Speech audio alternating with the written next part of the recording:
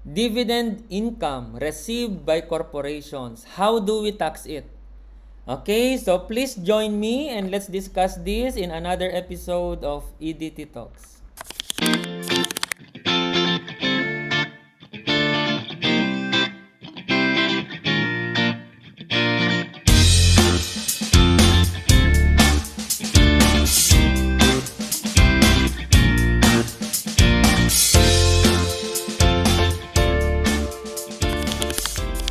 Hi guys! If you are new to my channel, I'm Mr. Enrico D. Tabag. Our channel, EDT Talks, is dedicated to simplify the topics in taxation.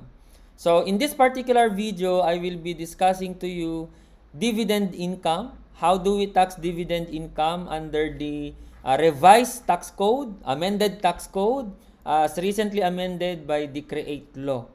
Okay? So, sige. Again, no, sa naunang video natin kanina pertaining to passive income, sabi natin kailangan muna nating i-classify yung mga income para we will be able to identify kung ano yung proper tax treatment. Okay? So, yung mga diniscuss natin kanina is actually pertaining to passive income at sabi natin there are 3 passive income na subject sa final withholding tax if the taxpayer is a corporation. One is the interest income. That's the first video natin sa second lecture series natin on income tax on corporation. The other one is dividend income. So ito yung i-discuss natin ngayon. And the other one mamaya ay royalty income naman. Okay? So again, these are passive income. Meaning to say, hindi mo kailangan ng active participation para kumita yan, para kumita or ma-earn yan. So kagaya ng dividend income. So if you are a shareholder, so obviously you will be earning the dividend income provided natural kumikita yung corporation even without active participation on your part. So yun ang ibig sabihin ng passive income. And if the dividend income or if the income na classified as passive is earned in the Philippines, then it will be subjected to FWT. Okay? So, sige. So, proceed tayo. So, ito yung topic natin in this video, dividend income. So, how do we tax dividend income under the CREATE law? Okay? Pero para mas maintindihan natin, itry nating i-compare. Okay? Train law saka CREATE law. O, ito yung bago natin ngayon eh. Dati sa train law, the moment na ang dividend income ay nanggaling sa domestic corporation, tapos ang tatanggap ay domestic corporation din, exempt. Or RFC, exempt. Okay, tinatawag natin yan na intercorporate dividend.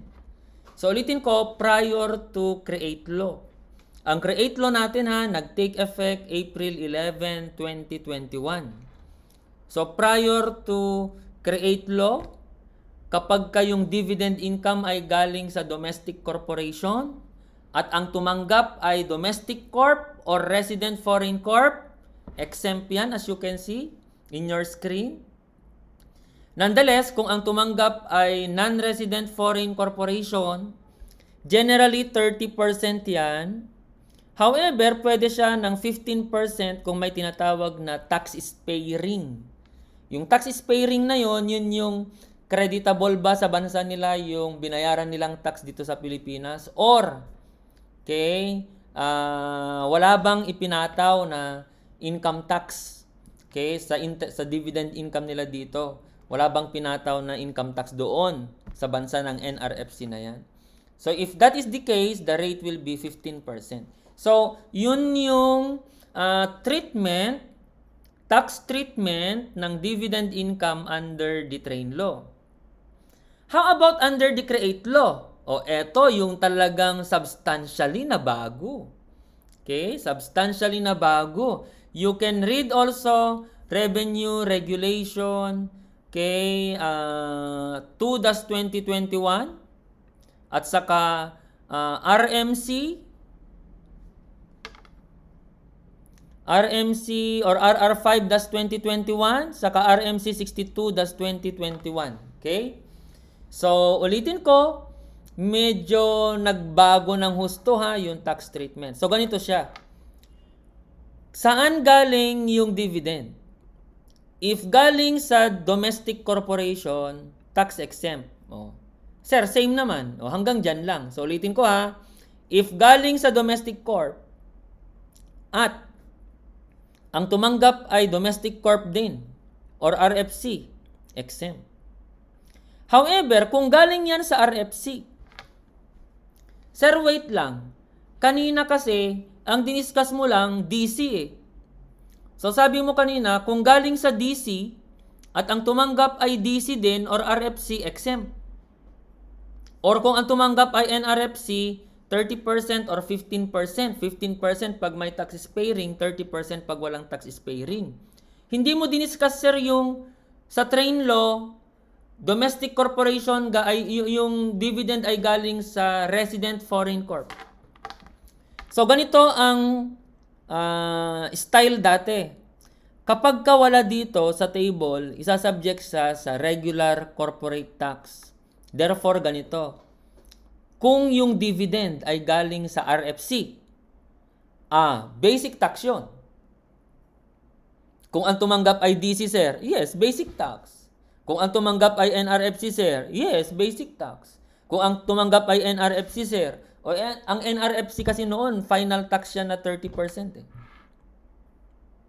So, sa train law, kung yung dividend ay galing sa RFC, basic tax yan, regular corporate tax yan. Kung ang tumanggap ay domestic corp or RFC.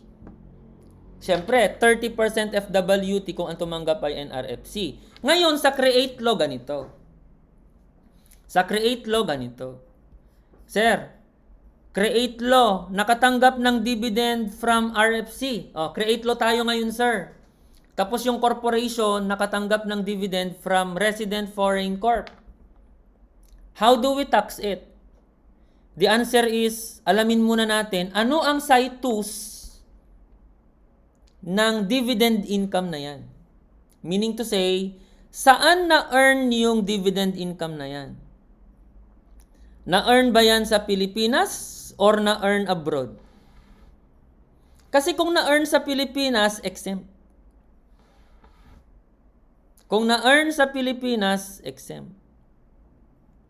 At ang tumanggap ay DC. Pero kung ang tumanggap ay RFC, hindi yan exempt. Hindi yan exempt. Silent yun doon sa tax code. Dahil silent at ang pinag-uusapan ay passive, kaya RCIT yun. So ulitin ko kung create law ngayon at may dividend income from RFC, okay, alamin mo muna saan na-earn yung income. Pilipinas or abroad? Kasi kung Pilipinas at ang tumanggap ay domestic corp, exempt. Pero kahit Pilipinas na earn yan, kung ang tumanggap ay RFC, RCIT. Tapos kung ang tumanggap ay NRFC, ang NRFC laging FWT yan eh. FWT. Hindi na 30% kasi create law eh. Sa create law, ang tax ng isang foreign corp ay 25%. Paano naman, sir, kung na-earn yon abroad? Kasi, sir, paano, sir, kung dividend income nga siya sa RFC, pero actually na-earn abroad? Pag na-earn abroad, maaari pa ring exempt, provided ma-meet yung mga conditions. At ano yung mga conditions na to? Ito yung condition, Ayan. So, kung yung dividend income ay foreign source, okay? So, pansinin mo. Sabi, foreign source dividend if received by a domestic corporation are exempt under create law subject to the following conditions. Letter A. Dapat yung dividendong yan ay actually received or remitted into the Philippines. Okay? In the business operations and reinvested. Okay? And reinvested in business operations of the domestic corporation. Galing RFC yan, di ba? So dahil galing RFC, nasa abroad probably yung yung mother company niyan. Okay? So dahil nasa abroad, so ire-remit dito sa Pilipinas yung na-earn na dividend income at dapat ni-reinvest in the business operation of the domestic corporation within the next taxable year. Okay? In time, from the time the foreign source dividend were received or remitted. Maliban doon, dapat the dividend shall receive, okay, or shall only be used to fund working capital requirements. At maliban pa doon, the domestic corporation holds directly at least 20% in the value of outstanding shares of the foreign corporation and held the shares or shareholding uninterrupted for a minimum of 2 years. From the time of the dividend distribution, in case the foreign corporation has been in existence for less than 2 years at the time of dividend distribution, then the domestic corporation must have continuously held directly at least 20% of the value of the corporation's outstanding shares. Dapat ma-meet lahat yan. The moment na meron kang hindi na-meet, okay? The moment na meron kang hindi na-meet, syempre, RCIT na yon. Okay? RCIT na yon. So, pag hindi mo ito na-meet, hindi siya exempt. Hindi rin FWT, wala dito eh. RCIT na pag ganun. Ulitin ko ha. Reviewin natin. Ulit-ulitin mo lang. Ganito lang siya. Create law. Create law. Kung yung dividendo ay galing sa domestic corp at ang tumanggap ay domestic corp, exempt. Tumanggap ay RFC, exempt. Tumanggap ay NRFC, final withholding tax yun na 25% and 15%. Kasi nagbago na siya from 30 to 15 kasi nga yung tax rate na ng foreign corp ay 25% na. 15% kung may tax sparing pa rin, 25% pag wala. Tapos, sir, yung dividend ay galing sa RFC. Galing sa RFC. Ang una mong gawin, tanungin mo sarili mo. Sabihin mo, saan galing yung dividendo? Pilipinas or abroad? Kasi kung Pilipinas, okay? Kasi kung Pilipinas, exempt. Kailan natin sasabihin, sir, na na-earn sa Philippines yung, pasensya na doon sa mga notifications na lumalabas ha. May nagme-message sa akin. Okay, ulitin ko. Kung yung dividendo ay galing sa RFC, kailangan mo talagang malaman mo na yan ba ay galing sa Pilipinas, na-earn sa Pilipinas or abroad. Okay, kasi kung na-earn sa Pilipinas, exempt ulit. Kung ang tumanggap ay DC. Pero kung ang tumanggap ay foreign corp din, RCIT. Tapos FWT kapag ka NRFC. Ngayon, kung foreign source, maaari pa rin exempt provided ma-meet yung mga binanggit natin kanina. Last na ako. Sir, yung dividend ay galing sa NRFC. Pareho sila nito. Kung galing sa NRFC, maaaring exempt. Kung ang tumanggap ay DC, kailan exempt? Pag na-meet yung binanggit kong requirements, yung tatlo. Ni-remit talaga sa Pilipinas siya, ni-reinvest within the next taxable year. Okay? Tapos may hold, you own at least 20%. Okay? Tapos continuously for 2 years, ikaw ang may control. Ano pa yung isa kanina? And then, dapat ginagamit lang yan sa working requirement. Sir, hindi na-meet. Pag hindi na-meet, RCIT ulit. Sir, galing sa NRFC, tapos ang tumanggap ay RFC. Wala nang tax yun. Bakit? Kasi ang RFC, tinatax lang sa income sa Pilipinas. The moment na yung dividend ay foreign source, ibig sabihin, na-earn abroad. So kung na-earn abroad, hindi na itatax kay RFC yon, saka kay NRFC. Maliwanag ba yung dividendo? So that's how you tax dividend income under train law and under create law. Kung medyo nalilito ka, ulit-ulitin mo lang yung mga binanggit ko. Okay? So pag inulit-ulit mo yan, imposibleng hindi mo matatandaan. So eto ngayon ang tanong. Sir, paano ko malalaman kung ang dividendo from RFC ay na-earn sa Philippines? Ulitin natin ha. Paano mo masasabi, sir, kung ang dividend ay na-earn sa Philippines? Okay. Hanapin mo si Section 42 ng tax code natin. Sabi ng Section 42 ng tax code natin, income from sources within the Philippines. Oh, itong mga to daw ay income in the Philippines. Example, dividend from domestic corp. Philippines pala yan palagi kapag ka domestic corp. Galing sa domestic corp. Foreign corporation. Okay? So, yun bang dividend income from foreign corporation ay tinatawag na income within the Philippines? The answer is yes, if. May napakalaking if dyan, naka-bold pa. So, yung dividend income from foreign corporation ay maaaring tawaging dividend income in the Philippines kung at least 50% ng gross income for the 3-year period, okay, of its taxable year preceding the declaration of such dividend was derived from sources in the Philippines. Simplify natin. Yung RFC ba na yan, at least 50% ng kita niya worldwide, okay, at least ba 50% ng total income niya, okay, gross income niya ay galing sa Pilipinas? If the answer is yes, within. Sir, hindi umabot ng 50%. Without lahat yun.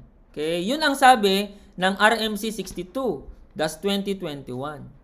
Okay, so eto by the way, ipakita ko lang sa inyo ito mismo yung provision ng tax code natin. Section 42, okay, income from sources within.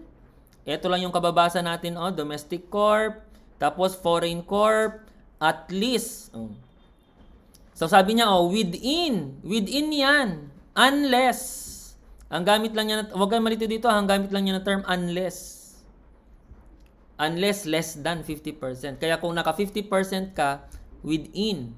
Kaso actually, if you read the tax code, may katuloy yon. Sabi dito, kung from a foreign corporation yan, unless less than 50%. So, ibig sabihin, kung less than 50%, hindi yun Philippines. Okay?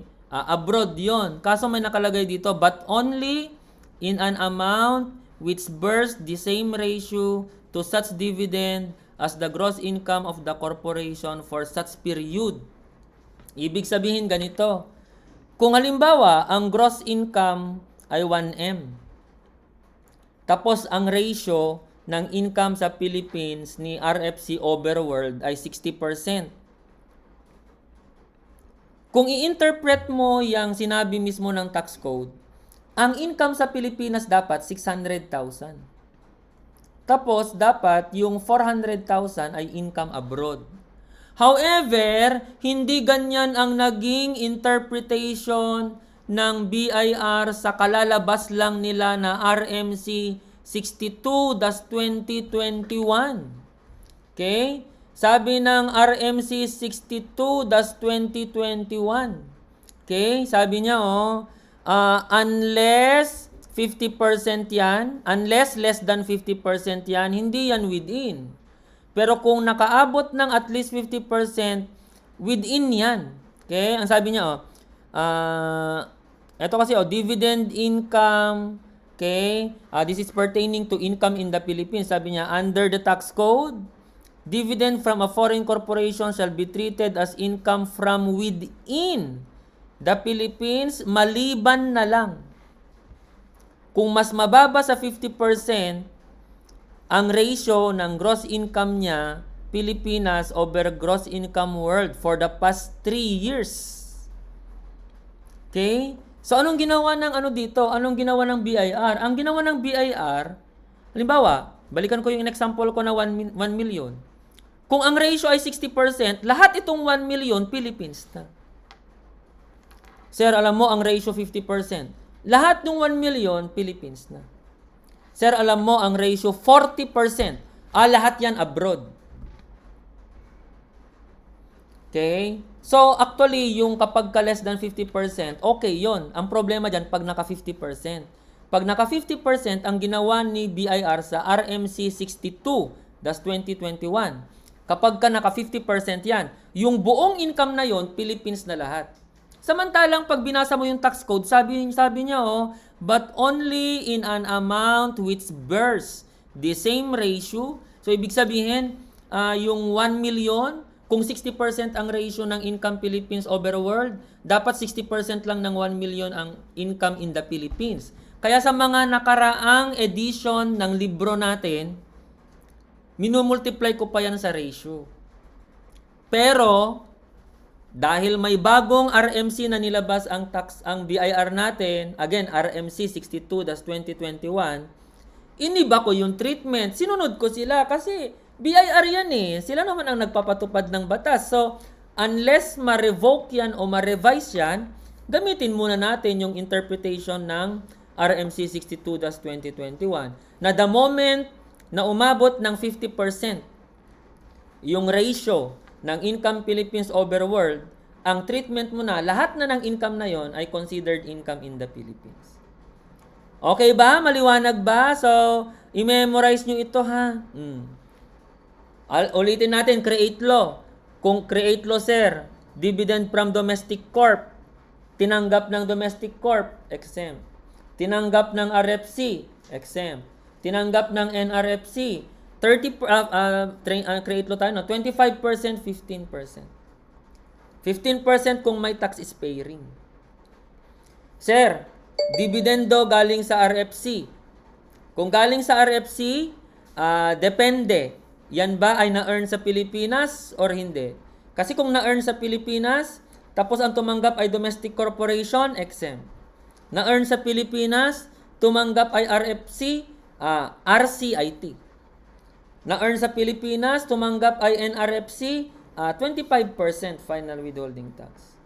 Sir, dividendo from resident foreign corp, tapos na-earn abroad. Pag na-earn abroad, okay, maaari pa ring exempt. Okay?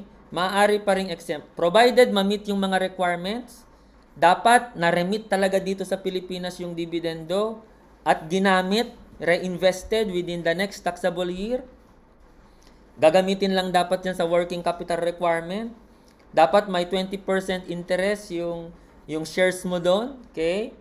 So, pag na-meet lahat yon, then it will be exempt. Otherwise, subject sa RCIT. Sir, dividendo from RFC pero na-earn abroad. Tapos ang tumanggap RFC, walang tax. Kasi ang RFC, tinatax lang sa kita sa Pilipinas. Pag sinabi mong ang dividendo ay na-earn abroad, edi hindi na siya earned in the Philippines. Hindi na taxable kung ang pinag-uusapan ay RFC saka NRFC. Sir, galing sa NRFC. O siyempre, the moment na galing sa NRFC, foreign source dividend agad yun. Okay? Yun ang sabi ni RR5-2021. Yun ang sabi ng RR5-2021. Pero actually, no, pagbabasahin mo ang tax code, kailangan mo pa rin gamitan ng ratio eh. Kasi ang sabi naman ng section 42 paragraph B, foreign corp, hindi naman niya sinabing RFC or NRFC eh. But again, sabi ng RR5-2021, kapag ka foreign source dividend, ay kapag ka dividend from NRFC, foreign source dividend yan. Dahil foreign source dividend, maaari pa ring exempt, provided ma-meet ulit yung mga requirements. Okay, so I hope maliwanag, no? Sir, mag-sample computation ka man. Pag ganun kasi, alam nyo naman, meron tayong CPA review, tapos meron din tayong libro. So, I hope, pag ganun, you might want to visit us sa ating Accountancy Review Center or basahin nyo yung libro natin. I hope supportahan nyo yung book natin. So, marami tayong exercises doon. Pero ipakita ko lang sa inyo to. Hindi na ako magko-compute dito. Sasampulan ko lang yung ratio. So, halimbawa dito, galing ito sa book natin, no? So, meron ka ito ay from a domestic corp. Yung domestic corp ay may natanggap na dividend, yan, no? Dividend received for December. Okay? Okay, so balikan natin. Domestic corporation daw yan. Kung domestic corp at 2020 pala itong isa, o di hindi pa gagamitin yung create law. Kasi yung create law, mag-take effect yon April 11, 2021. Huwag kayong malito sa effectivity ha. Yung effectivity ng July 1, 2020 ay pertaining sa RCIT, MCIT, ganun. Kung hindi naman sinabi na, limbawa sa dividend income, kung hindi naman sinabing mag-umpisa din ng July 1, 2020, wag mong gamitin yon. Pag ganun, gamitin mo yung April 11, 2021. So, since in this case, nakalagay dito, pansinin mo, galing ito sa RFC, tapos the ratio of gross income in the Philippines over world ay 80%. So sabi ng RMC 62-2021, lahat ito income in the Philippines. Pero using the old formula, ang ginagamit ko dyan, 100,000 times 80% pa muna. Okay? So pinakita ko lang yung paano i-determine kung dividend yan sa Pilipinas or abroad. Siyempre, the moment na dividend from domestic corp, laging income earned in the Philippines yan. Okay, so I hope maliwanag no itong dividend income. So thank you for watching. See you sa next video natin.